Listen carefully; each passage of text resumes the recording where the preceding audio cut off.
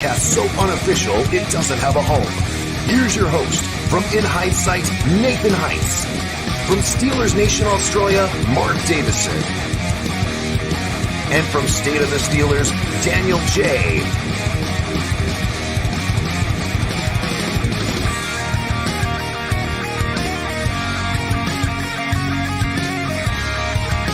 Here we go. Alrighty, guys. G'day, guys. Welcome back to Steelers Nation Australia and the Unofficial Steelers Podcast, episode 27. We have the Christmas edition because, guys, just a quick update. We won't be doing a podcast on Daniel's channel this Saturday because the game's being played Saturday, right, Daniel? Sorry, that's correct. Yeah, so we're not doing it this Saturday. We'll be doing the after, I think, the Tuesday. So it's Christmas. Well, I thought, by the thumbnail too, Chris Boswell's in there as well with a Santa hat and whatnot. I thought, you know what, we'll do a Christmas special episode, but more or less talk about last week and talk about week coming up. It's a massive, to me, this is going to be a really fun game. It's still meaningful. We need a few things to go our way. Need the Jets to lose, Chargers to lose a few times, Pats to lose, Dolphins or whatever. Teams in front of us need to pretty much lose out some of those games. But there's still a chance. But to me, guys, I don't know about you guys, I'm pretty excited. Are you excited, Nathan, for this week coming up? It's Steelers versus Raiders, man. It's 5 degrees Fahrenheit or something out that way? Isn't it cold? Yeah, it's well, I'm telling you right now, my feet are freezing cold right now, guys. It's not as bad as today. It's somewhere in the 30s. It was in the 30s today. It's obviously a little bit colder now, but it's supposed to be, I think the high here for Christmas Eve is supposed to be 11, and then for the game, it said it's supposed to feel like -4 because there's gonna be a lot of wind chill. So it's gonna be a cold game. I'm not going. Good luck to those in the stands.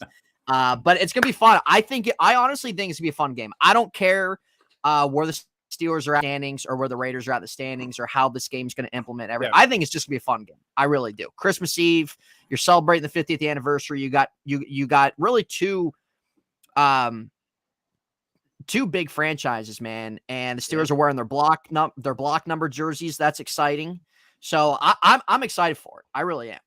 Have you seen their jersey, Daniel? The jersey with the logo too. That'd be a sick jersey to get, wouldn't it? Yeah, the logo on it looks dope. Yeah, I haven't seen it, man. I need to see it. There's the block numbers with the Franco Harris patch. What I'm thinking is I kind of hope whoever say, for instance, right, what I normally do with my jerseys is when I see players have a big game, like AB had a big game, so I got the color rush, Steelers versus Ravens Christmas Day. I want to see Kenny Pickett go off. He goes off 3 TDs or whatever on Najee Harris. I'll save up for that jersey because then you can link that to the game. Do you know what I mean? You link that same jersey to the game, or TJ Watt goes off, Gene's already got one. There you go. Yeah, I think they're available on the Steelers shop. My mistake, and I'm pretty sure they're on the Pro shop. Jeez, there you go. All right, also a bit of a head count too. Who we got? Devil's in here too. Jazz in here as well. Steelers fan. Good to see you. What's going on? What's Steelers Mrs. J? The Drunk Turkey Show. They're too good for us now. Those fellas are like millionaires, I think. We're getting there. We're getting pretty popular. It's climbing up now. They got their own show going on there, guys. So check that out. Bisky Business. What's going on, Mr. Bisky? What's going on, mate? that name is funny, dude. Mitch is in the chat, guys. Mitch Trubisky is in the live chat tonight. We got Kelsey as well. I think is that your partner? Yes, right? Yes, that is my girlfriend. Kelsey. Yeah, she's sweet. in the chat. Who else we got in here? Joey, mate. What's going on, Joey? Dante and Carla. George, Teston. Good to see you guys. Everyone's in here. Everyone's in. All right, everyone's in. All right. Guys, I'm pretty excited. I reckon this will be a fun game. I think it hopefully still can be meaningful if some teams lose, but you know what? Stuff it. Steelers versus Raiders. Franco Harris is retiring his number. That's fantastic. Yep. And I think overall it's going to be a massive day. And you said it's going to be -5 or something? Is that Fahrenheit, right? Yeah, it's supposed to. It says it's going to feel like -4. So there's supposed to be some good wind chill for that game. Wait. -4 for me. What does the wind look like though? Has it been windy out there?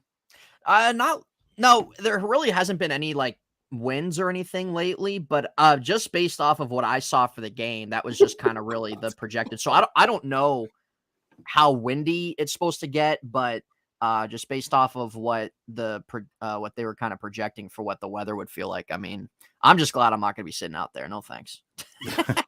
I think that this could cold. end up being more of a running game then. Definitely could, dude. I was at the Lions and Steelers game last year where they tied, right? Mhm. And it was cold. It was rainy. I sat there and watched a tie ball game, and I'm like, you got to be kidding me. Like I sat through all this just for us to end in a tie. Steelers had multiple opportunities to win that game. And after that, I was like, unless that there's a big game that I really want to go to around this time of year, I'm done going to these cold games. Man, And I'm I don't going to the necessarily last mind one. the cold, but like, dude, sitting out there 3.5 hours, I mean, that's a lot. That's pretty like for me. That's -20. So -4 is -20 Celsius. Still Yeah, so exactly Mark, the you'd same. be- yeah. It's exactly the same, right? But I've endured that when I lived in Canada and Banff. When we had like a week or so or 9 days, it was like -35 for 9 days or whatever it was. It was that cold when you went outside, you could possibly die. Like if you stayed outside God, that's long enough, awful. like for hours, you could just die. One of my mates, Freaking no sickles. yeah, this bloke walked from the Fairmont Hotel down to his house or home in the town. I said, "Why'd you walk?" I had no money for a taxi. He said, "You bloody idiot! You should ask someone for a lift." He got frostbite in half an hour. So I can only imagine being -20 as well. For me, -20, you guys are -4. That's pretty cold, and that's Yeah, it like really is. without the wind chill. If you're sitting in the stands, there could be complications of people, health conditions too if you can't Oh go, yeah. right? You Well, gotta be very that's safe. why Like that's if you're cold, man. if you're able to withstand it, go, But like if it's not for you, I mean, especially if you've been a little sick or something like that, it's probably not ideal.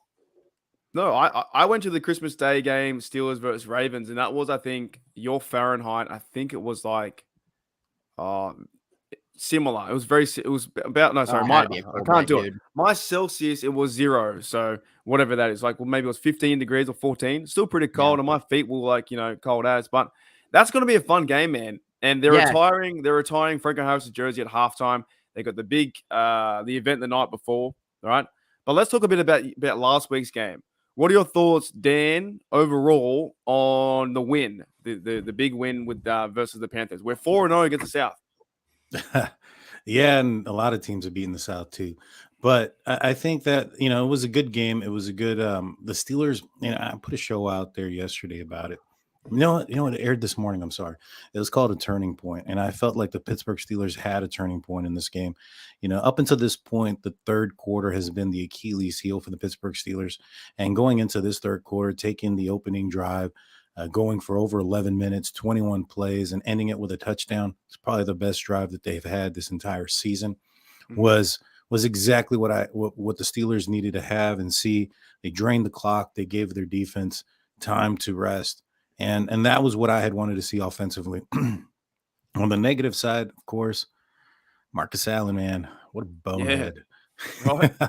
I Idiot. still don't even understand what it is that he was doing, what he was thinking, how his mind was comprehending that his actions weren't going to result in anything that, he should be cut, in my opinion, at this point. Yeah, what are Yeah. your thoughts about that, Nate? Yeah, that was because he was in the Steelers huddle, right? And then he ran over to the Carolina and started talking and stuff like that. Isn't that what he did? Yeah, I'm trying to find a picture Yeah, of it. he ran over on into- his own. Yeah, he went and he ran and got in the face of one Carolina Panther. Yeah. And then he went to a dude, small huddle on the you don't even sideline. play. You don't even play. Your team isn't anything great this year. Who are you to say anything? I don't understand. And I don't know. I don't know what it is the Steelers really even like about him. Like what is this, his 5th year on the team? Yeah. Yeah. So I don't know what it is that's keeping him around. This isn't me crapping on Marcus Allen or anything. I know when he was at Penn State, he was a pretty good safety that back there for them. But it's not to me, that's like a cuttable type of play right then and there, especially for a player that has no business doing that. That's a cuttable type play. And that gave him that gave him the first down. They also got 3 points out of it and put them Yeah, back. and they got in the 3 game. points Big out of it. time. They That came gave back. him the first down, dude. They freaking sacked Arnold, and then that gave him the first down. So, Check I don't this out. Apparently on ESPN.com, I can't get it because it's in my region. What the hell? Why aren't I allowed to get this? Why can't I get the video of Marcus Allen? This content is not available for your package or region. What's going on? They're hating on you, bro. They're hating on you. Why can't I see it? I'm pretty sure I can pull it up. It's for America only, Mark. That's crazy. No, I saw the picture. I can't play the video anyway, but I just wanted to watch it. So if YouTube, you get me for that, you can't get me for that because it's not even showing the video. But I thought it was crazy too. Like, look, the guy doesn't play at middle linebacker. He plays teams, and even near the end too, it was kind of crazy. Like I saw him miss a last tackle was near the end of the game. What are you doing? The fact what annoyed me about it was 4th and 27. That's amazing. Like that's amazing to see. I think it was like 2 sacks in a row. You weren't even part of the defense when that happened, and you walk over there and get a penalty. Like Cameron Hayward should have gave him a suplex right then and there. A Stone Cold Stunner. Like, just dead set done him in and said, see you later, mate. Dude, you had to be pissed if you're on defense. I'd be so annoyed if I saw a teammate on teams that I did all the work for, and you go and then you have to go back out there again. I'd be like, okay, Alan, go out there by yourself. 1 versus 11. Yeah. Hey, I just sent you that picture, Mark. Should be in your email. Because I brought it up. Yeah. I brought it up on my show, and I downloaded a picture of the situation. And he's right in the huddle, right? He's right in the he's right in the middle of the huddle on the sideline. That's so good. I'll try and bring that up in a minute. That's pretty funny. Wow. It made no sense. And the thing is, it wasn't like he was on the field. It was the defense prior to that. It wasn't like somebody he made a big play or somebody had like a block on him or a hold or something of that nature that would upset him. He just pranced onto the field. That's bad. Look how bad that is. Yeah, not another player in sight. What's he doing over there? Like this is a coach's huddle. That's the guy in the middle. He's talking to his guys, getting them geared up. It was horrible. It makes me feel like this. Merry Christmas, everybody. Oh, Joe Burrow. Nah, it's really bad. It's like 4th and 27. What are you doing? He's not the best player on the team. A lot of Steel fans kind of think, why and how are you on the team? Now, he can play some good teams, tackles sometimes, but he has like maybe 10 this year. But that kind of stuff is so annoying because what were they? I think they were on 3 points. They got to 6 and started a bit of momentum, right? They came back. And it's like, you didn't do anything on that defensive stand to warrant that even going over there. Bonehead play. You know what? There was also another bonehead play with Deontay Johnson, but he kind of backed it up. He pulled his head in a bit, and he had a better game. What were your thoughts, Daniel, on Deontay's performance? 10 for 10, 98 yards. I thought it was a redemption game for him. Sometimes when it comes to receivers, rhythm is important. And, he really hasn't gotten in rhythm with Kenny Pickett. He hadn't gotten the ball thrown to him with the consistency that we're accustomed to seeing, under Ben Roethlisberger and under Trubisky earlier this year. And so, Kenny Pickett goes out last week. Deontay starts getting those targets again. He did okay, against the Ravens, but he was still subpar. But I think it got him in rhythm. I think it got him comfortable getting the ball again and catching it. And so he ends up going out there having 10 for 10. I think he did a great job. He had a boneheaded play as well, which did you guys hear his excuse for it? No. What was it? He said that he got up and was just doing like his normal celebration, and that guy just happened to be in the way. Yeah, that's poor. That's a poor excuse. I don't buy it. Got to have better awareness than that, Deontay. that is something that has been in the Steelers locker room for a while. These guys have a lot of ego. There's no real accountability, that kind of stuff. Right. Maybe there's a bit of stubbornness there too. I'd probably say that if I was an athlete as well, the guy got in the way. But you got to be better than that. You have to be the situational. You need to know what's going on. You coach your team at play. I was confused though during my live stream. I was like, they went through like 1st and goal, back to 3rd, then it was back to 1st. It was really odd. I think the guys stuffed it up, right? It was like something really funny. No, I've seen that before. And typically I've not seen it on the goal line. So that's why I was kind of like, okay, well, maybe not. But I've seen where penalties that occur, like a personal foul after the play, they will get the 15 yards, but it's 1st and 10, not 1st and 25. And so it was 1st and 10, 15 yards behind wherever that play ended. Why it's like that, I'm not certain. You would assume that the play is over, it's gone on to the next play. It would be 1st and 25, but it's not. It's 1st and 10 for whatever reason. It was just really odd to see. What are your thoughts on Nathan about the taunting from DJ and the play from DJ? I think he's playing pretty good. Yeah, I don't know, dude. I feel like too when I saw that, it was something that he's been really frustrated this year, and it seems like with the game he was having, the plays he was making, a lot of that kind of poured out from him making that big. What was that, on a third down or something like that? And but still, it's one of those things that stuff also comes down to coaching too, and it seems like that there's a lack of some kind of accountability there with that locker room. It is what it is. But I was glad to see him have the game he had.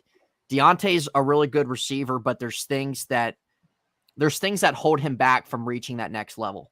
And are those things that he can overcome to get to that next level? Yeah, absolutely. Making the catches, making the clutch catches, not costing your team certain costly penalties or things like that.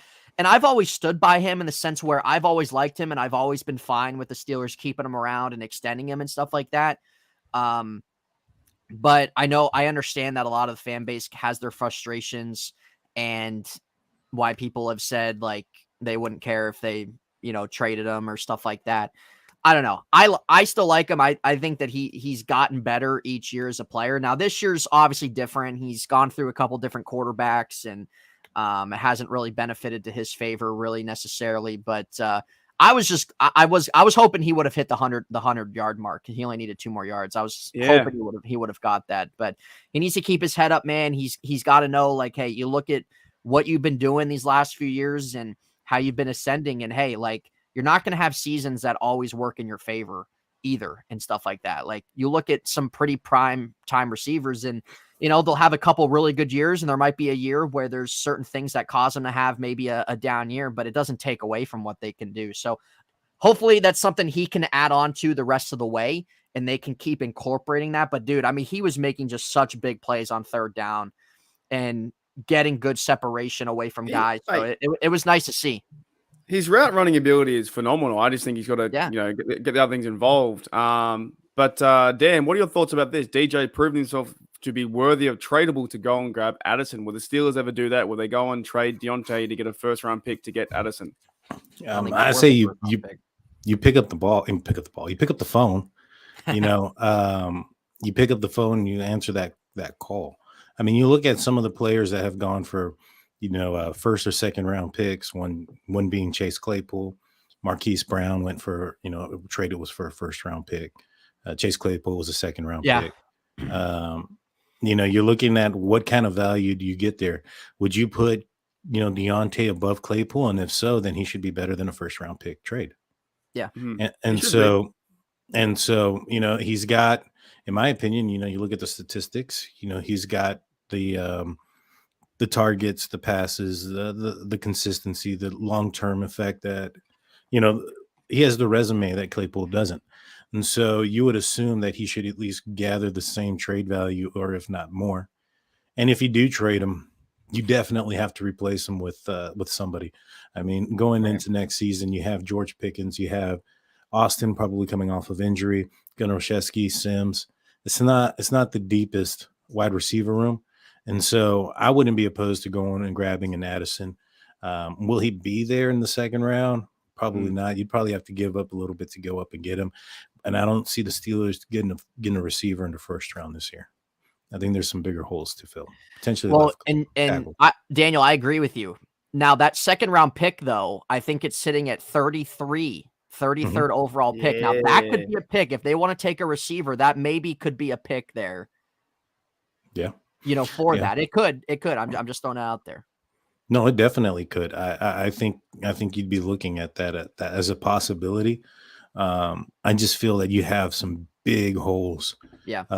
That you would be making another hole by getting rid of Deontay Johnson next year. I honestly, I would be completely fine if they kept Johnson. You have Pickens, and you went out in the free agency and you signed a veteran wide receiver that can bring some leadership to that room.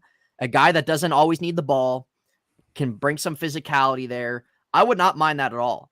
And then they roll with that. And if you want to, and then you have Calvin Austin and You know, if you want to draft a receiver somewhere in the middle of the draft, I mean, you can do that too. But I wouldn't be opposed to that.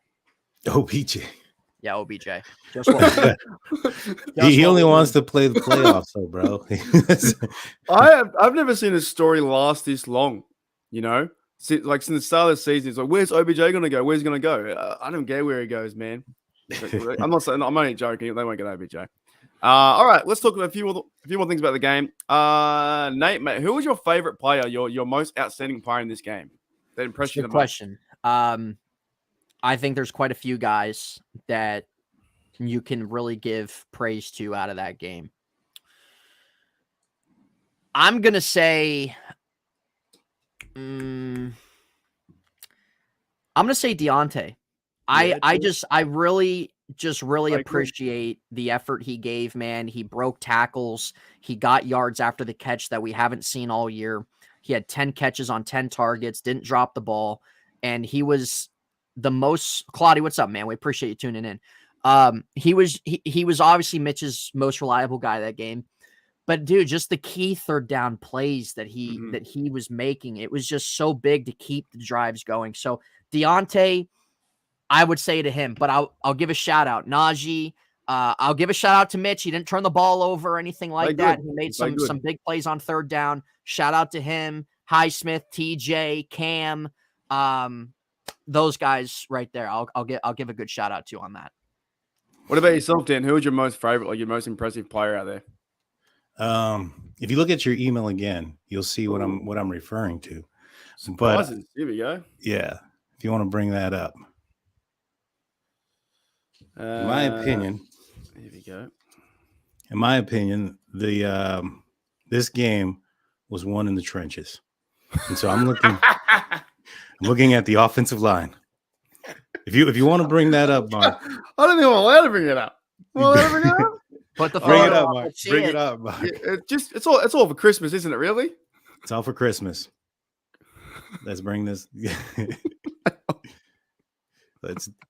They say the game is won and lost in the trenches. And so I'm sure Matt Ryan felt great. I really am sure. You know, that might have been the turning point for the Vikings winning that game. It's really up there, isn't it? It's really up there. It's really there. It's like he's holding a bowling ball. What does he think he was grabbing? His leg? Like, what's going on? Oh my! Yeah, this definitely threw off Matt Ryan's game. This is why he was not able to. He lost. That's what I'm saying. That was the turning point of that Colts game. And so, but the story behind it is the game is won and lost in the trenches. And I agree that that's what happened in this game as well. The Steelers put up another 150-yard plus rushing game. They controlled the line of scrimmage on offense and defense. And so I'm going to go ahead and go with the big guys up front as my players of the game as a unit. That's a good answer there. That's a good answer. Mate, you go, mate. I've got nothing. I got something else. I might be able to show you guys something else too. You got nothing. We have something. If I can show it, we have something on here. Maybe I can't. Oh, I'll bring it up in a minute. What are you? We have something in the NRL is exactly the same. He was searching for his pickleballs. We have the same thing in the NRL. They actually had to ban it, right? Let me try and get this. And if I get banned off YouTube, what do you do? But we had something in the NRL years ago, and I can probably show this photo. I think I can do it. His name was John Hopewani, right? He played for the Manly Sea Eagles, and they actually coined it called the giving them the old hopper or something like that. They called it, right? He used to do the same thing. He did it to the players to put them off guard. He came out on interviews and actually came out and said that it was a real thing. Like he did it on purpose to what do you call it? Like, you know, make sure they would drop the pass and stuff like that. So I don't know. It's not legal in the NFL, is it? Right? What to do what that photo's doing? I mean, there's not a face mask penalty for the rear, man.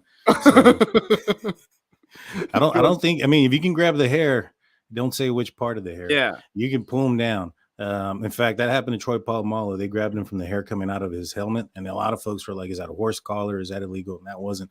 So as long as it's not a horse collar, it's not a face mask. It's not. I believe it's a legal play, man. I think they're gonna let it go. Bear your eyes if you don't like this stuff talking about what's going on about the old rear. But we had a guy in the NRL called John Abawadi, and he used to do this. He used to do the exact same. I know it looks bad, right? It looks bad, but he did it on purpose. So that's enough. he did he did it on purpose. He played for my team, and they called him the Hopper. Gave him the old Hopperwadi, right? He came out in interviews and said, "Well, I tried to put him off their game when they were playing the ball." So this thing isn't too far fetched of what's going on. No, it's really not. It's not, man. It's about the same, dude. It's terrible, dude. It's bad. That was like in the 90s. He did that. And he played for my team, and everyone knew it was just a bad player. It was good, like a physical player, but it's just a bad, dirty player. And they had to ban that. He ended up getting banned, all this kind of stuff, you know.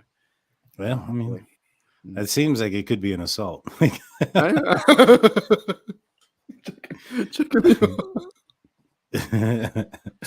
Oh, man. Oh man, this is too good. Wow. Alrighty, let's move on. So you're saying the trenches, right? I agree with you. I thought they played pretty well. What were your thoughts on, like, you know, Ogunjobi and those fellas and those guys stepping up, right? They shut down the run. They shut down the run 21 yards, I believe.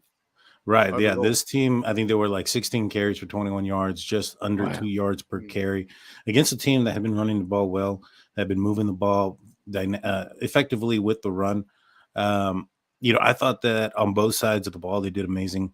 And a lot of it had to do with the Steelers maintaining possession and controlling that first, that game. You know, majority of the time, this team has, you know, come apart in the fourth quarter offensively and defensively. And a lot of times defensively is because of that third quarter poor performance by the offense, forcing the defense to be on the field for a long time. And, you know, fatigue and injury ends up taking place. And in this game, that wasn't the case. The Steelers offense maintained control and possession of the ball throughout the majority of the third quarter. And so we saw a refreshed and a energized defense that was able to keep up their pace throughout the entire 60 minutes of a football game. It was a fantastic game. I like what I saw out of it. Yeah, and this is a good point too. Gene says Terrell Edmonds up in the box is so good. What are your thoughts about that, Nathan? I love seeing that dude there. I don't know about you guys. Yeah. I didn't see Kazi. Yeah. Dude, I've been advocating for that since he was drafted. Yeah. Seriously, I have said that for years, dude. Like, not saying that needs to be a primary position for him, but utilize him more in that type of way. And we're seeing that now. And I think especially too, because the Steelers see what they can do at inside linebacker, what they can't. And you see what Terrell Edmonds is doing in that type of role. Hey, man, Kazi's not a bad player.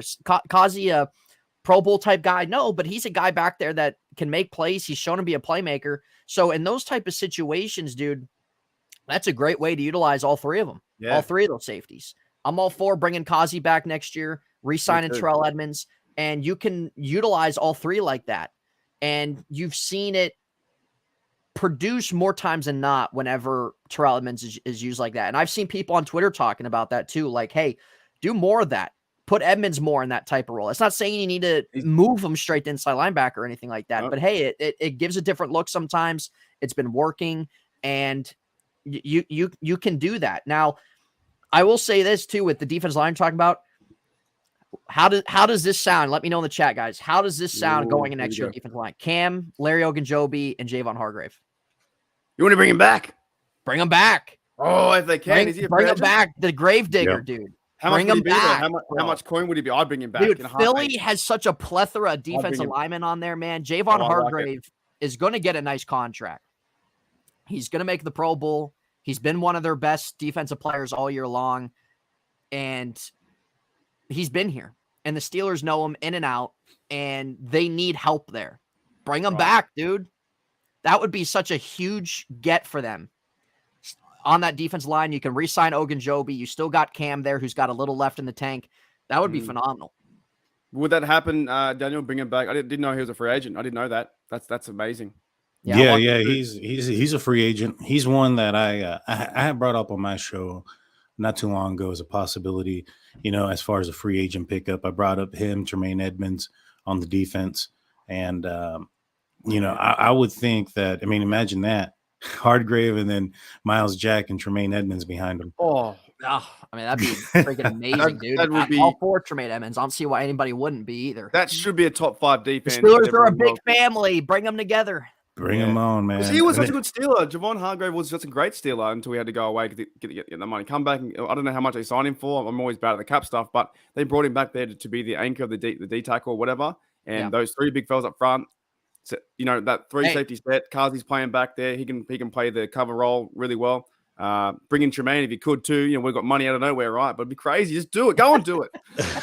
Well, they don't have money here, money there. They don't have a quarterback that they're paying a big sum to. No, and that's the thing too. I saw somebody mention that where you look at the Ravens situation, right? Lamar is going to get a contract, whether that's there or whether that's somewhere else. If he resigns with the Ravens, they're going to pay him whatever it is, and that's going to leave him. You got Roquan Smith, you got to pay as a free agent. You have nobody on offense to help out Lamar. You're not going to be able to do that. Meanwhile, with the Steelers, you got Kenny on a rookie contract, and you have talent there defensively. You have some young talent on offense. Strengthen that, bolster that whole team, dude. So I hope they're aggressive. And the Steelers, they've had the opportunity to rework contracts these last couple of years, and they didn't do it. They've left money on the table. And so, I anticipated that this offseason is going to be a big one. I expect it to be a big one. I think they're placing themselves in position right now. Well, right now, if you look at it, they're going to get 3 picks, probably in the top 50, 55, somewhere around there, depending on how they finish out this year. Their second round pick is going to basically be almost a first rounder. I mean, how close they are to the top. And then you look at the fact that they're going to have money in free agency. They really do have an opportunity to put together a caliber team. They do. And make a push this upcoming season. They do. That's what I've been advocating for, dude. I've said that on the shows too. It's not, and that's not saying that, they're going to be the cream of the crop of the AFC, but it's saying like they have the opportunity in the offseason to get themselves back on track where they want to get to. And they have the opportunity, and I think they'll be aggressive. I really do. I think we're going to see a different offseason. I really do. Where's one that's needed. How many years does Ogunjobi have? I thought he's been playing pretty good football. He's a free agent.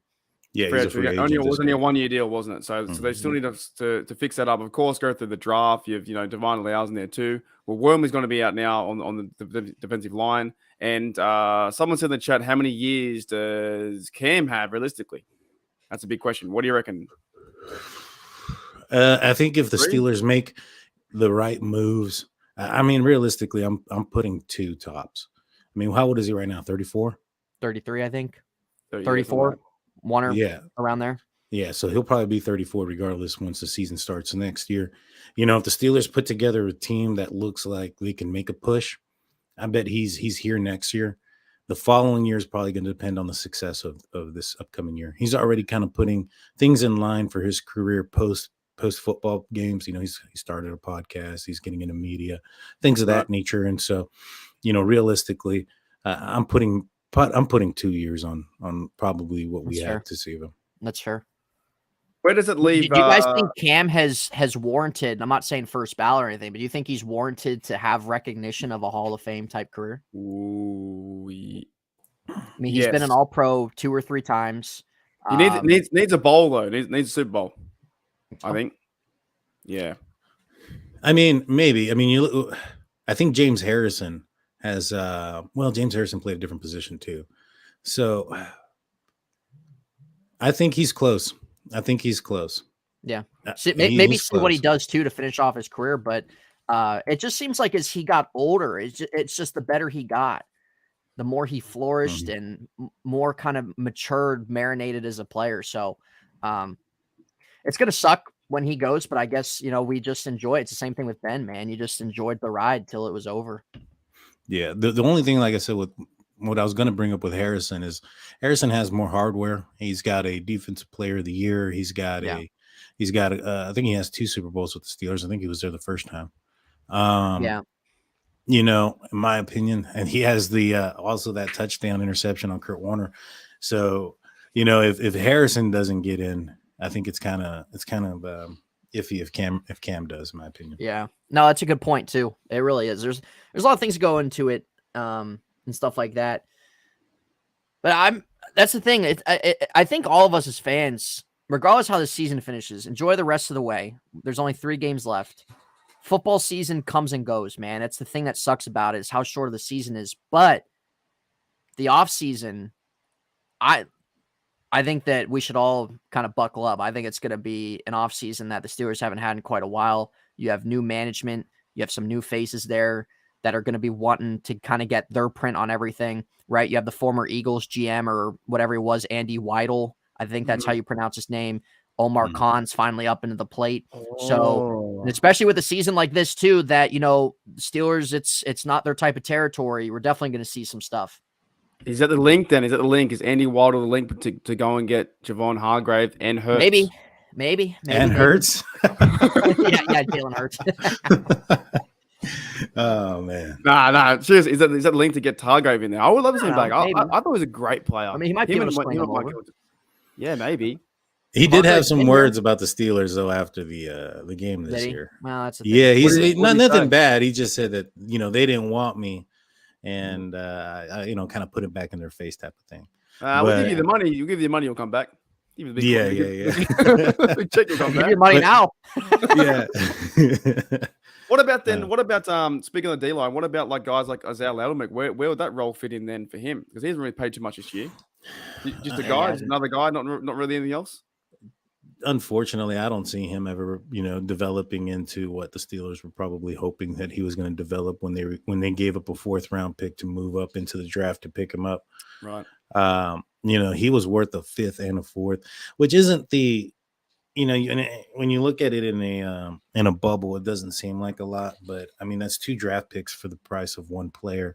And he's not made he's not gotten a helmet unless there's injury involved. That's a concern, in my opinion. You have a guy like, Chris Wormley, who's playing in the interior defensive line, who's a little bit thinner. You know what I mean? He, in my opinion, should be playing maybe perhaps on the edge, maybe something other than nose tackle sometimes because he's playing. And I don't mind position. him either. I mean, he's fine as like a 4th, 5th guy in that rotation, honestly. But Loudermilk shouldn't be being beat by Chris Wormley when it comes to getting a helmet. He's got the size, he's got the physicality, he's got the youth on his side, and he still can't get a helmet. And so I think it's a little bit of a concern. But we haven't been able to really see what he's had to do. He hasn't really had an opportunity this season because of that. Chris Wormley, he's not going to be playing the rest of this season. So we got 3 games to see what he has. I would really like to see what the Steelers have in Mark Robinson as well defensively, going through the stretch here because, he may be a guy, he may not. The last time we saw him was in preseason who, on defense, I think he's got a helmet here recently, but it was just, I don't think he got on the field defensively. You got to give him the opportunities. Tomlin said that he liked what he saw, but he hasn't. There's not enough there. So give him the opportunities, man. Really do. What do you guys think? Let me ask you guys this, and even you guys in the chat. Going into next season, what do you do with Alex Highsmith? You think that he's a guy you extend? You think that he's a guy that'd be worth franchise tagging? Because he's not going to have a 5th-year option since he's a 3rd-round pick, but next year is going to be his last year on his contract. So really what he's done this year, he's gotten better each year. He's hit double-digit sacks. He's been a big guy defensively for them all season long. Probably, with TJ being injured, he's probably been, aside from Minka, their best defensive player. And he's going to, he's going to want to get paid too. So I'm all for extending him when that opportunity comes. But you guys think, you guys can take it away. You guys think that would be the case, that they would do that? You go and sign his dad. His dad always shows up. They showed his dad in the crowd like 20 times, and his mum too. But like in all seriousness too, like I think he's a guy that we can keep across from, money wise. I'm not too good at how they work it out, stuff like that, right? But go and I say keep him somehow, some way if they can. Figure out the books, play him against TJ. He's been had what 11 sacks this year, playing phenomenal. That was a great spin move too. 11 and a half. One of his good 11, moves, 11 like and a half, bang, around the outside, and Sam Darnold collects him. He's super good in the media. He's really humble. He's confident. His voice sounds like he can crack ice. Got a real like Morgan Freeman, like really cool, can sound voice, right?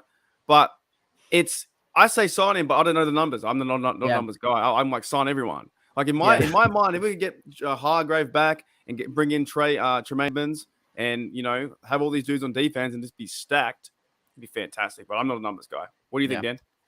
For me, I think that it's going to come up to Alex Highsmith and what he wants to do. I think the Steelers are going to show him and tell him that he's a better Robin than he is a Batman, and he can go out there and get Batman pay and be put in a position for Batman. And it may not end up in the best bet because he doesn't have TJ Watt on the other side of him. He doesn't have Cam Hayward lining up next to him. He doesn't have Larry Ogunjobi in the middle as well, kind of deflecting that attention. You look at somebody like Bud Dupree, who, and I get it, he was injured, but he hasn't really shown up at all since he went to Tennessee. And is that because he's expected to be the Batman now? Because they didn't have a rusher opposite of him? Possibly. And so, Mike Wallace left for money as well. And he kind of talks about maybe that wasn't the best bet for him and his career long-term wise. He could have stayed with a franchise quarterback. Well, and a Hall of Fame quarterback. Well, Alex Highsmith has the opportunity to be paired with a Hall of Fame, defensive rusher on the opposite side. And I think that's going to make his career longer. It's going to expand it. It's going to make him more relevant. Because if you put him in a position where he's not that guy, let's look at the games that he wasn't playing with TJ Watt. How many sacks does he have versus when TJ Watt's on the field? Right. And so I'm not saying that it's all because of him, but in my opinion, he's a better Robin than he is a Batman. And if the Steelers can get him at a pay for a Robin paycheck, not if he's not expecting to get paid something around anywhere near close to TJ, I think the Steelers can extend him. But it's going to fall down to his expectations and his reality of his performance and where he's going to be at. If he wants to get paid like a one and go out there and try to prove that he is a one, I mean, more power to him. I just don't think it's going to be here. It's not a bad role though. That's a good point there. Yeah, a guy like doing that, just playing along TJ, a Hall of Fame guy, and building that career. I guess you want the career over the big money, right? When Le'Veon was chasing the money too. It all depends what he does want to do, but I think it'd be fantastic to see him grow across from TJ and build the defense. And when they're both healthy, it'd be fantastic. TJ Watt didn't go down this year. It kind of stuffed a few things up with our team, and we could have won away with a few games here and there. But I think he's a great player for us right now. He really is. Like, he's just a guy. Like, he's not out there taunting away like Marcus Allen or doing. Wait, I'm gonna show you the picture again. Where is it? That's so bad, isn't it? That's so great, dude. That's incredible. He's not doing stuff like that. So that's amazing. Or stuff like this. Yeah, he's not doing that either. He's not doing that. He's not done that yet. Oh my God. Oh goodness. John said in the chat, what about Devin Bush? Do you guys think that he's worth bringing back, or time to say, hey man, best of luck? If he comes back for $1 million, maybe, as a rotational piece, like kind of what, Terrell Edmonds didn't come back for the biggest contract. I think he came back for $2 million a year. I think his contract is actually less. He's getting paid less than Marcus Allen this year. That's insanity. Truly. Yeah, Terrell Edmonds is getting kudos to Terrell Edmonds, though, man. Kudos to Terrell Edmonds. Swallowing your pride, swallowing your ego, if any of that you had, and saying, hey, I got to do more, and I think this offseason, I think with the season he had, I think he can look at himself in the mirror and say, made the right decision, and we'll let everything fall into place. Pepper, what's up? We appreciate you tuning in. Yeah, and so you look at somebody like him. He had the opportunity to go somewhere else, and that opportunity was apparently Cincinnati. Apparently, they were calling him. Mike Hilton was trying to bring him on board during the offseason, and he decided to stay for less than Marcus Allen. So I guess if Devin Bush can swallow his pride and take less than Marcus Allen, then he might come back. But outside of that, I don't think so. Larry was a goat, man. He was just a physical player out there too. Larry Foote and Farrell was awesome. That was some good fellas, mate. Maybe Larry Foote's on the market. I can't agree with that same thing. I don't know. Like, I don't know what Devin Bush kind of fell off a lot, really, didn't he? And what I found funny or interesting too, when Mark Robinson was out there, he laid the smack down. He ran down, was physical, and the next minute you see Devin Bush getting physical too. So like you see him. I saw Devin Bush in the backfield, but that was only because Mark Robinson led the way, and that was I think in that drive where Ogunjobi got in the backfield too. They got two good plays in a row, and the next minute the cover fell apart, and they got the third down completion. But they're all excited to be on the sidelines after big plays.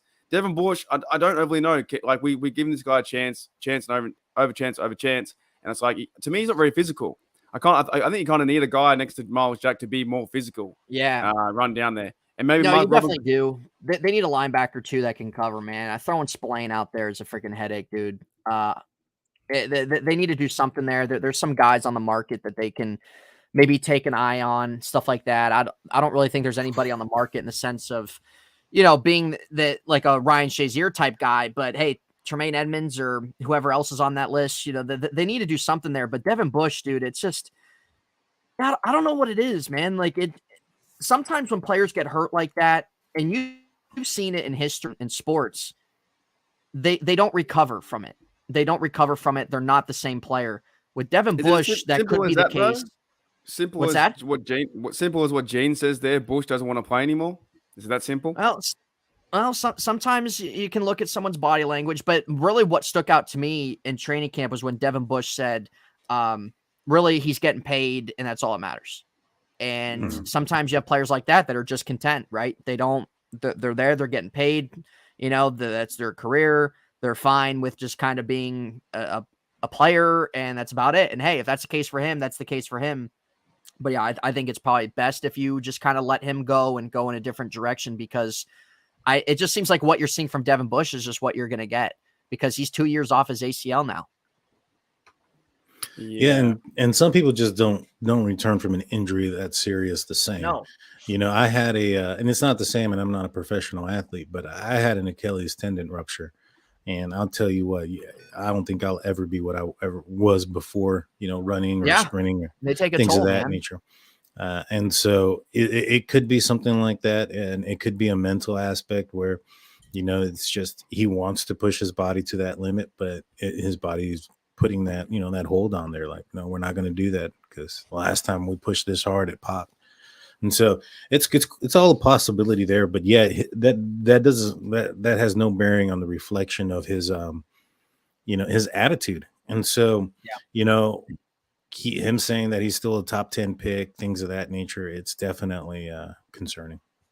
No, it really is. It really is. And one thing, actually, real quick, I want to bring up to you guys. I actually liked it on Twitter, so I saved it. Not another photo, is it, of what Daniel sent me? Not a picture. It's a stat. It's actually a stat. It's not. Okay. I think we had enough photos for the night. I think we had enough photos. Jeez. Nightmares, Mark. You're giving everybody nightmares here. Oh, it's funny. Where is it? It's all in the Christmas spirit, isn't it? It's all about giving. It's all in the Christmas spirit. It's all about Let me giving. see. Okay, hold on 1 second, guys. It's all about sharing, just I'll hanging read out with this. your mates. You're probably just wishing them all Christmas luck. Merry Christmas, guys. He's Michael telling Cohen everybody said. Merry Christmas. Look, it's 1, 2, 3, 4, 5, 6, 7 minutes. Oh, seven Panthers. Like, what's going on, man? Why is thought he was on the wrong team. Okay, so this is the stat I wanted to tell you guys here. So this relates to the game on Saturday. Derek Carr, in games that are below 37 degrees, he's 0-6. He's thrown 6 interceptions. He's never thrown for more than 1 touchdown, and he's thrown for more than 220 yards in only one of those games.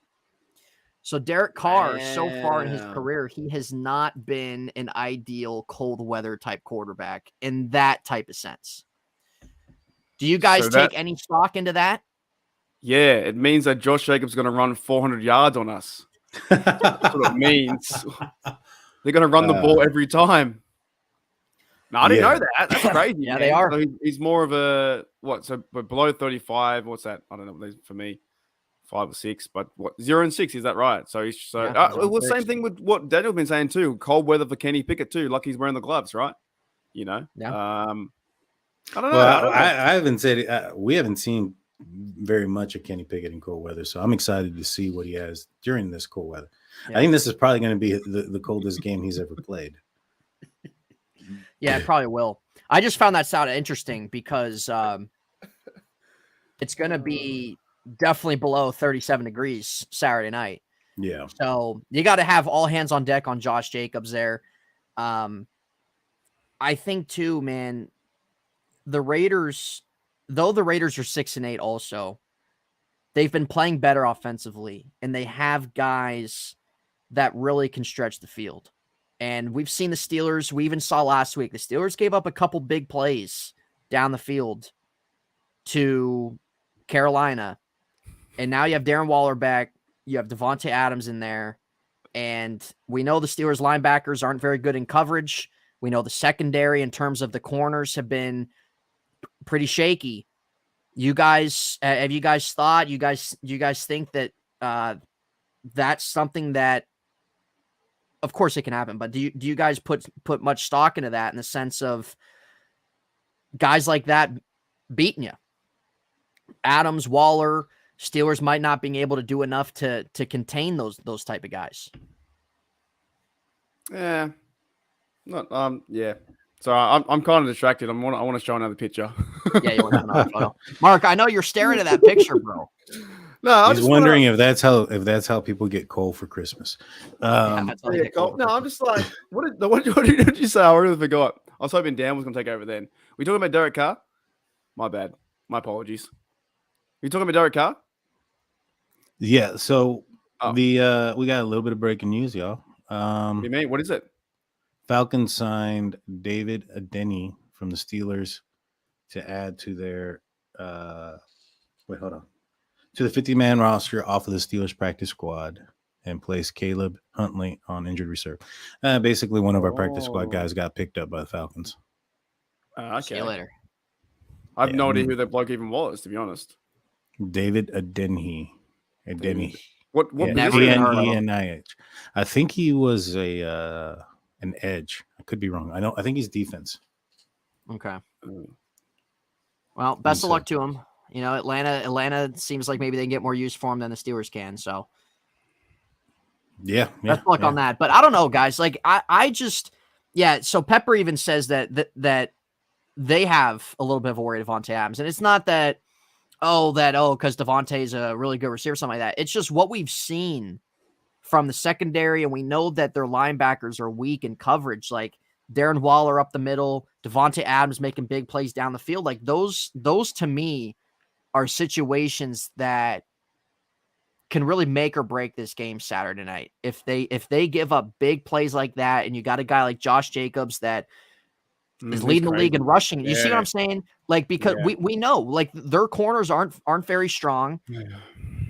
Their coverage in the middle of the field has been, and it's one of those things that I just feel like the Raiders are really going to try to utilize that. I hope I was trying to fit this in. This won't make sense now, but I hope we put like on the right hand side Derek Carr. Merry Christmas, David or Derek. Does he not look like Marv? He looks like Marv, right? No, he definitely does. Home Alone. He definitely does, especially when he grows out his hair. On the right hand side is before the the wet game, bandit. and on the left hand side it's after TJ Watt and Minka. All right, sorry, I'm really That's amazing, distracted dude. today. That really is amazing. Oh, I got a question for you guys though. Sorry, I've been a bad host today. Mark, you're good. Okay. So, what is your thoughts? And we'll start with you, Daniel. What are your thoughts on the quarterback controversy that is or could be Trubisky and Kenny Pickett? Is there any quarterback controversy in the Pittsburgh Steelers right now? Nah, and there shouldn't be. Regardless, even if Trubisky can slightly play or perform better or has slight attributes that could be better or worse, either or, I think you have to go with the kid. You got to develop him. You have to, that guy is what the Steelers. You don't pick somebody in the first round, the first quarterback, without having him be the future of your organization. And so you need to see what you have in him. You need to see if he's going to continue to develop and continue the trajectory that he's been going on, and see that upward trajectory. And so, no, there's no quarterback competition. The moment that they pulled Mitch Trubisky out versus the Jets was the end of that controversy. The only controversy there is if he was going to be a second or third. And, at the end of the day, Mitch Trubisky's been a part of two quarterback controversies this year. Yep. One with Kenny and one with Mason. It's, he's going backwards. I don't even think he's going to be on the team next year. I know a lot of folks are saying that he's playing. Trubisky won't be on the team next year? Nah, he's going to want to go somewhere where he can start. And so, yeah. No, I agree. I don't think you need to be paying a backup $8 to $10 million. And if there's a way they trade him, or if there's something in his contract where you're able to get out of that, or if you're able to have some type of savings, cut him. Even if it's a small penalty, I still could see them just cutting him. If it's a small penalty in money, I still could just see them cutting him. It's just a reality. Mitch had to know that too. So with the game on Sunday, look, he didn't turn the ball over. He made some big plays on third down. He got the ball to Deontay a lot, and you give credit, like, hey, Mitch, tip of the cap, you did your job. You did what you're supposed to do, and it's just the reality of it, dude. So I'm excited to see Kenny back and really kind of see how he does in this type of situation. I mean, he knows it's a big game himself. They're still mathematically alive, and it's still a big game. Christmas Eve, the Franco stuff. So, but one thing that I am, again, just loving seeing, bro, is Najee Harris, man. Najee Harris is back. I don't care what anybody has said before. I've always stuck by him the whole time that, hey, he hasn't been healthy. It seems like that there's, things in his head as well. Because, guys, we're not seeing the Najee Harris we saw the first half of the season. We're not. This is the Najee Harris using his body, bulldozing guys, hitting the holes, running straight forward. This is the Najee Harris stopping, moving around, doing stuff like that. And we're seeing how he was in college, how he was his first year here. And Najee Harris is a guy that I have a lot of confidence in, that I think can really enter a top 10 type running back type guy in the league. And you're seeing also on top of that, you're seeing the offensive line, not saying the offensive line is where it needs to be, or, you don't do anything to it, but guys we know it's still kind of new and still kind of a young line and stuff. And you're kind of starting to see him come together better in the recent weeks and stuff. So what changes do you guys think that you would do to the offensive line right now? Because we're seeing a guy like James Daniels. He hasn't given up a sack all year. He's doing really well in run blocking. And the guy that they gave a pretty good contract to in the offseason, he's playing that way, right? Mason Cole, he hasn't been a bad center, right? And he's only 26. Okorafor, they signed 3 years in the offseason, but they did have an out after this year. But it's still, I still feel like they're going to keep him around. That left side, I think, is the most concerning part of the line, and that's the side maybe you upgrade. But what do you guys think to make the line better, to make it continue to go in the right direction? What are maybe a change or changes or things like that you want to add to it? Because like we said, it's been getting better in recent weeks. We're seeing everything kind of gel and mesh, right? But in terms of, we know it's still not quite where it needs to be. So what would you guys do? It's probably I'd probably say the left side, right? This is my weakest area has been the O-line, but I think they've gotten better on the run game, better in the passing game in some spots that have been giving up some sacks and stuff like that. One against Kenny really hurt too when there was a miscommunication. But I think overall the season, I think the O-line's gotten a lot better. I like Mason Cole in there too. Mason Cole was fired up, I'm pretty sure. I'm pretty sure it was Mason Cole fired up right in last week's game. I think he was had a disagreement with one of the Panthers players. I thought he's showing some tough metal out there. Same with the guard too, James Daniels. So the fellas are coming together. But of course, you want to go into the draft and probably get a high enough pick to be a left tackle or something like that, or maybe a left guard or whatnot. If anything, build depth or get them ready for the next few seasons. But overall, they've definitely got a lot better. Not playing together from the start of the year. Basically, what Cole was new. We haven't even seen Green in there at all, right? Haven't seen Green in there at all, so I don't know what's going to happen with him. And then you had James Daniel going through his progressions and Chooks on the outside as well. They've done okay, but what I've seen better is the running game's got like a lot better. Sure, they could be getting to the second level and hopefully getting Najee open. We're getting only 5-yard average or whatever, but it seems to be working, and they seem to be going forward. And they're running the football 45 times a game now, or 40 times a game. It's fantastic. The 1-2 punch with Najee Harris and Jalen Warren is great. Can they build around that, and can they keep pushing the pocket forward? But to me, it's probably going to be a draft. Like, I don't really know. What about yourself, Dan? I think the Steelers like Dan Moore. It's been well public that they liked him. I think he had a down year early on, but I think it was a little bit expected when you see how much turnover there was on the offensive line this year. You had James Daniels, you had Mason Cole coming in. This is their first year there. You have a lot of tape on Dan Moore from last season. And so, I expected there to be some sort of downside. In my opinion, if the Steelers are going to get somebody, I think they're going to get a mauler. They're going to get somebody who can run, somebody who can pull for the left guard position.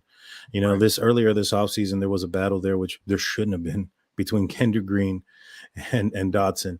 And in my opinion, if you go and look at some of the stuff that was happening early on in the offseason, it looked like Kendrick Green was winning that battle slowly, in my opinion, based on his pedigree. He was a 3rd-round draft pick and his ability to pull.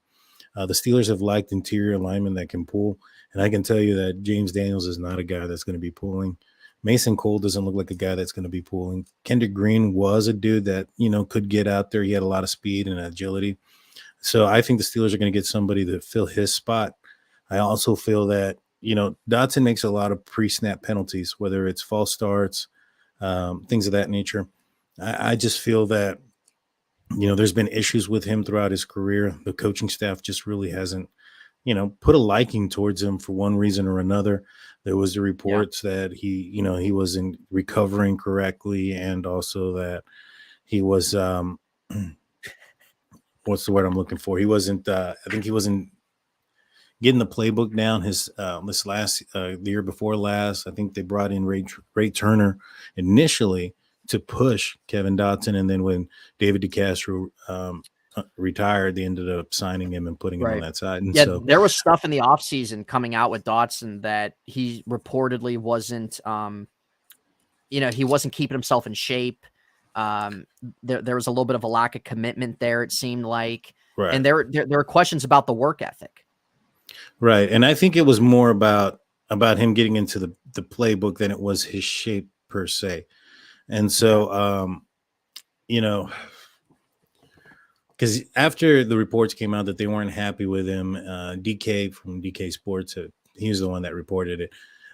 Dotson came out with workout videos and all this other crap showing he's in fantastic shape.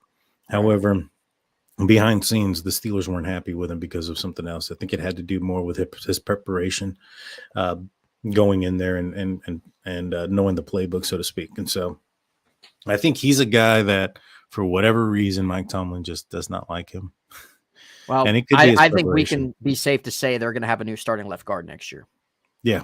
Yeah, I agree. And I think they're going to try to get somebody who can pull, somebody who's a mauler, somebody who's going a physical person.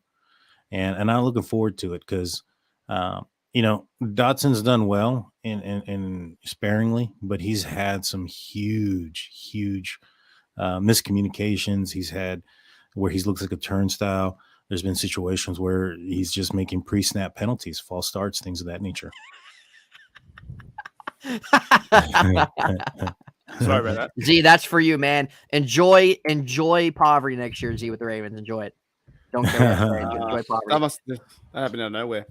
I got a question for you guys. All right, I got a question for you guys now, and we're going to end it very shortly because apparently Zach is worried about my safety. We all are. Yeah, we all are. Well, apparently, Mark, I know you're going to be looking at that picture tonight. No, I'm cool, man.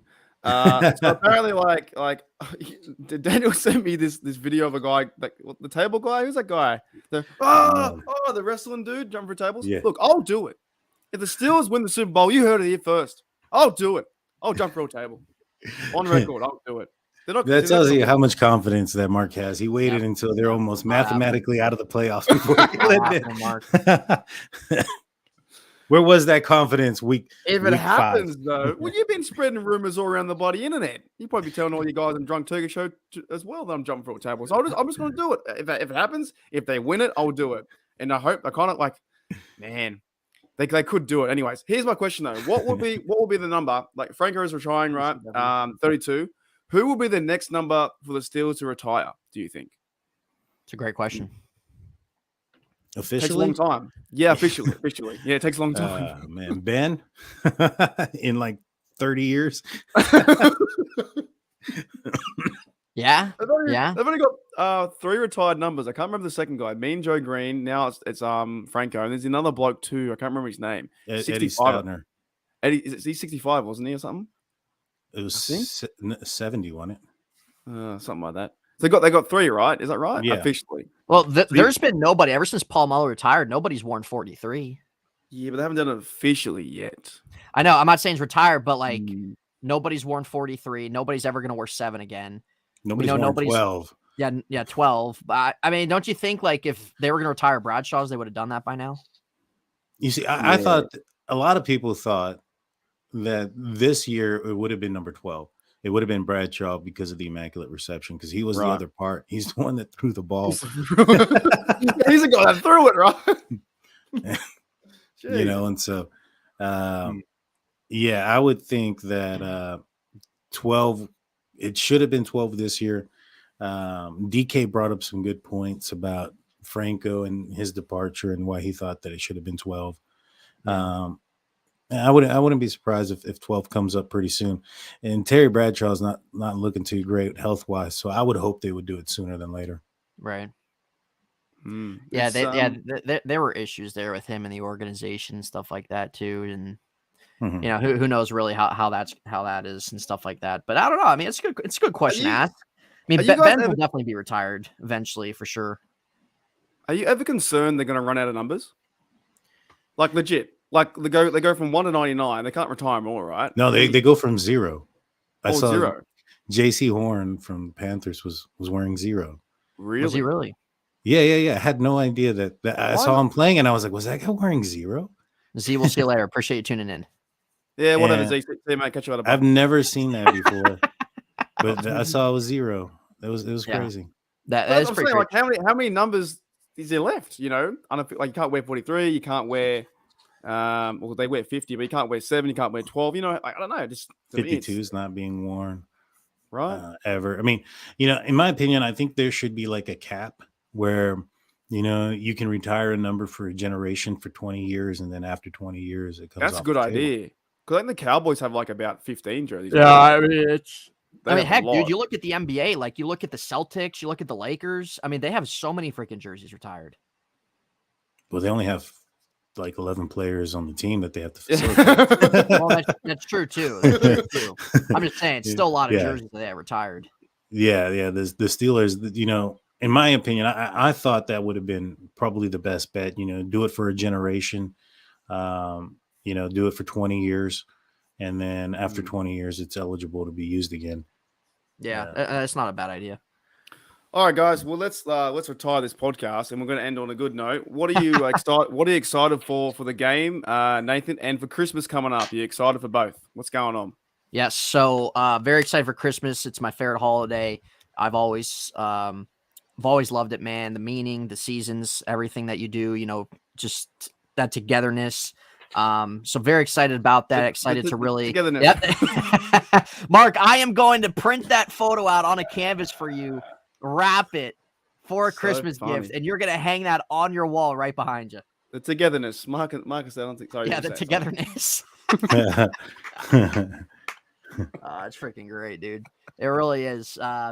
Excited to spend it with my girlfriend too, and you know, all that stuff like that. So always big Christmas guy, and I think the game on Christmas Eve. I said I think it's gonna be a really fun game. I think both teams are gonna score some points. I could really see it coming down to the bottom parts of the fourth quarter in terms of who doesn't make the mistakes, who makes the plays that needed to be made to win. And I'm excited for both. And I don't care. Like, I don't care that this is a down Steelers season for this, or, you know, oh, dude, why are you excited about the game? The Steelers are 6-8, stuff like that. Dude, I don't care. I'm a fan. I think it's gonna be fun. And, you know, crazier things have happened too and stuff like that. But I want to see everybody play and enjoy the football season, because it's not going to be around much longer. And but yeah, I want to continue to see Harris have a good game, and you know, Kenny come in. I think it'd be great if he came in and popped off. You know, it's who knows what could happen there. Hey, if you know TJ kind of makes his presence known.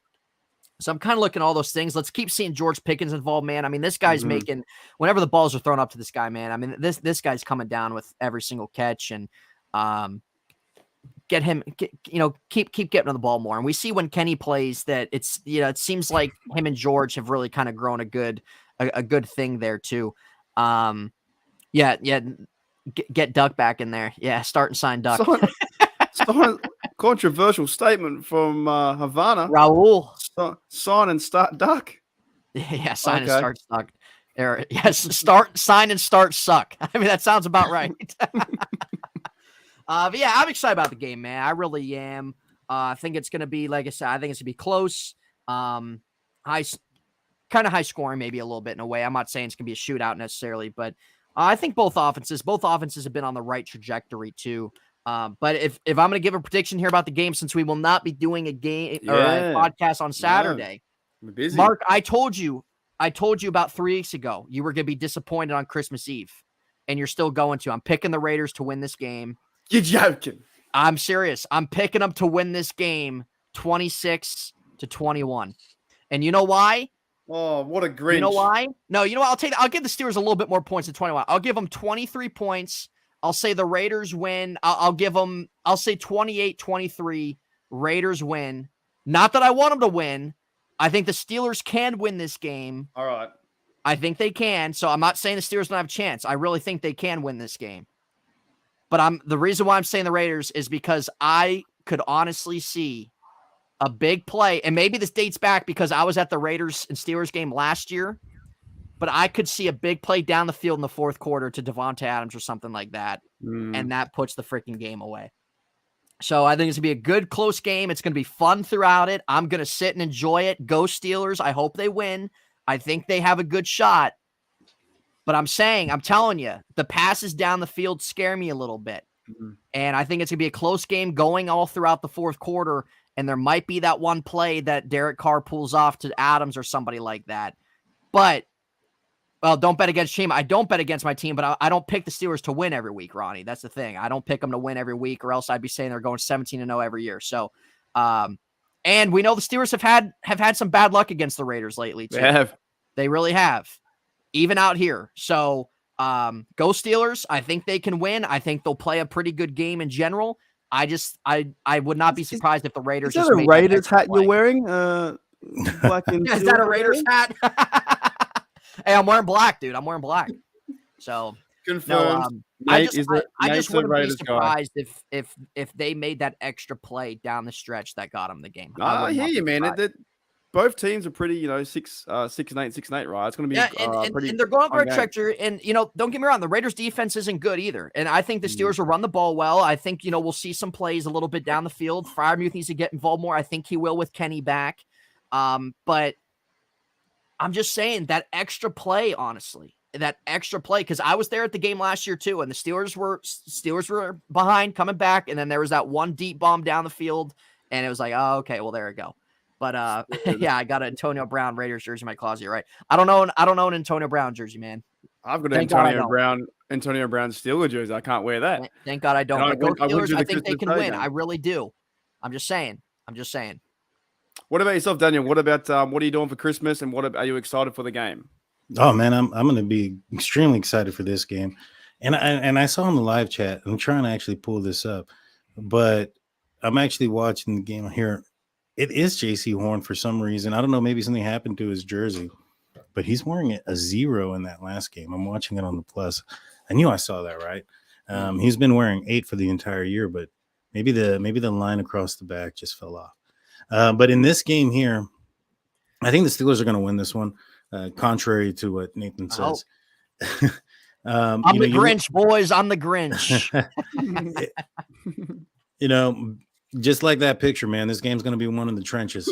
And I think the Steelers are heading in the right direction when it comes to the trenches. And so, I see the Steelers continuing their, running the ball. They got the home team. They got the alumni guys being there. Anybody who's been a Pittsburgh Steelers probably going to be at this game for the retirement of the jersey. Yeah. Atmosphere is going to be great. Yep. I'm thinking it's going to be the Steelers are going to win this game 23-13. Really? 13 points for the Raiders. I like that. Hey, I'm telling you, Josh McDaniels has been asked too. So I'm just saying, the Raiders offense has been picking up a little bit, but he still has been asked. So I wouldn't be surprised if the Raiders offense either struggles. The Raiders are in their point for and against are -8. They've only lost games by 1 point here and there. Are the Steelers favorited? Are they favorited? Yeah, we're favored. Yeah, so we're which kind of scares me a little bit, right? Cold weather game. This game is for the Steelers is to really show up for the organization, really show up for your brother next year, You know, if you are pretending to be a Panther or not, just really show up for your team. Don't make dumb. I love that photo. Don't make dumb mistakes. But really, really, guys, like the Steelers need to go out there and look. It's gonna be. Let's be real. It's gonna be so cold. I would hate to go to work playing in -4 temperatures, going out there, sitting on the sideline. So we want the offense to go out there, run the football a lot. I think the Steelers can do it. I think the Steelers can win this game.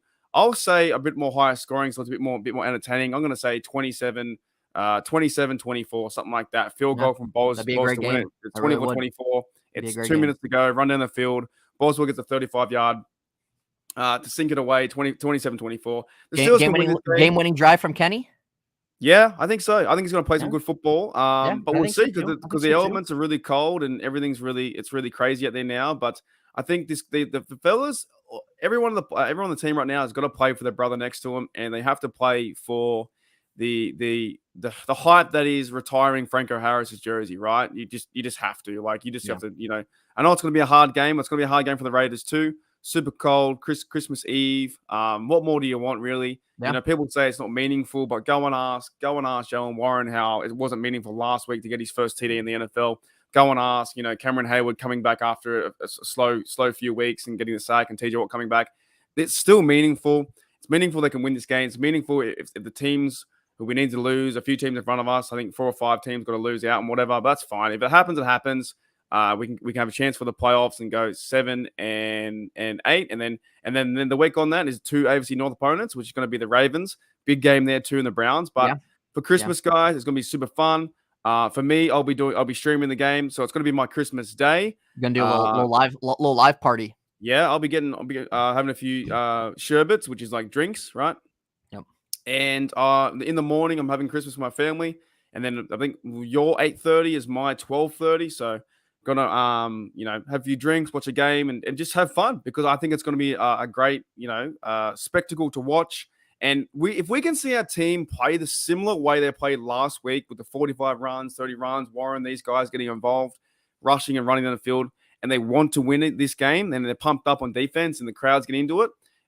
This could be one of the games that we remember for a very long time. Oh, and absolutely. I would go and buy a jersey, who does really well, if it is a Minka or someone like that who goes outstanding play, or if it's Frymouth goes off. Like, this is the game where people are gonna have remember for a long time, if it's a big crazy game like that, like Najee 2 TDs or Kenny Pickett 3 TDs or something like that. We'll see. I hope it's not a snooze fest. I hope offense on both sides can be fun, and the defense can sack them and all this kind of things, and they make Derek Carr, pound him into the dirt. Hopefully we might. Is there a bit of snow out there, Nathan, or not? No snow forecast?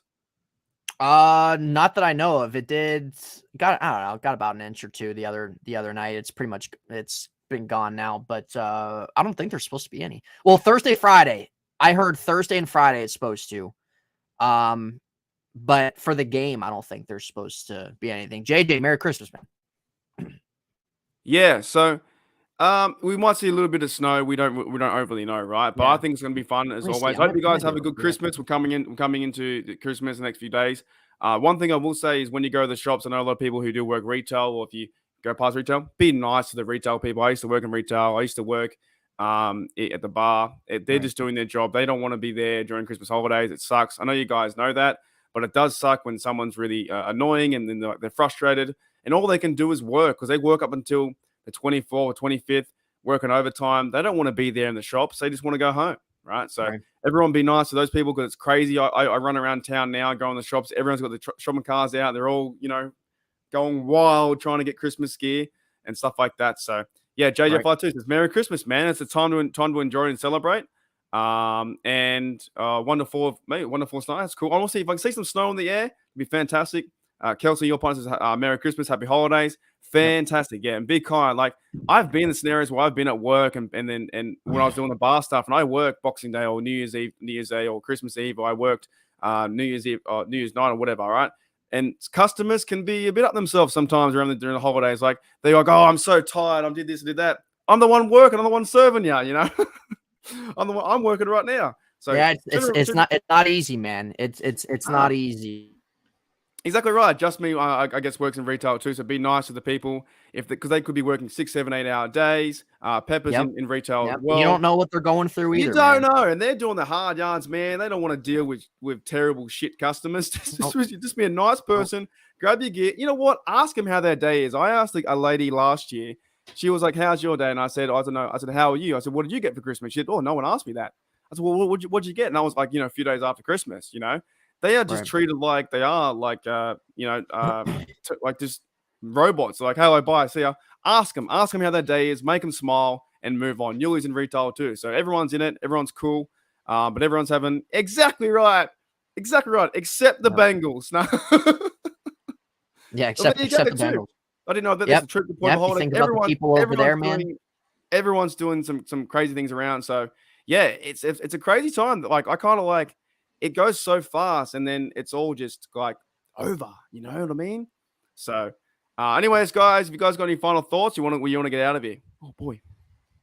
Well, just Merry Christmas, Happy Birthday, Mark, and I look forward to the next 3 games for the Pittsburgh Steelers. There's potentially only 3 left. Might as well enjoy them. You tell me there's a chance. Yeah, guys, it's Mark's birthday on the 24th, actually. So yeah, heads up on that. It's his birthday on the 24th. But to all you guys in the chat, we always appreciate each and every one of you who tuned in the show, who listen to what we have to say, you guys put your thoughts out there, your comments, your questions. We love interacting with all you guys, especially we see the same faces here. The people that are new here, welcome. And it's what it is. It's just fun talk and interacting with you guys, interacting with each other and everything like that. But you guys be safe. Merry Christmas to you guys, your families. And we'll be back on Daniel's channel Tuesday. You guys know where his channel's at, State of the Steelers. But we always appreciate each and every one of you guys. Enjoy the rest of your weeks. And again, have a good Christmas, everybody. We appreciate you all. Hopefully after win, guys. We'll see you guys later. As always, here we go, Steelers. Here we go. Welcome to the unofficial Steelers podcast. The podcast so unofficial it doesn't have a home. Here's your host from In Hindsight, Nathan Heitz. From Steelers Nation Australia, Mark Davison. And from State of the Steelers, Daniel J.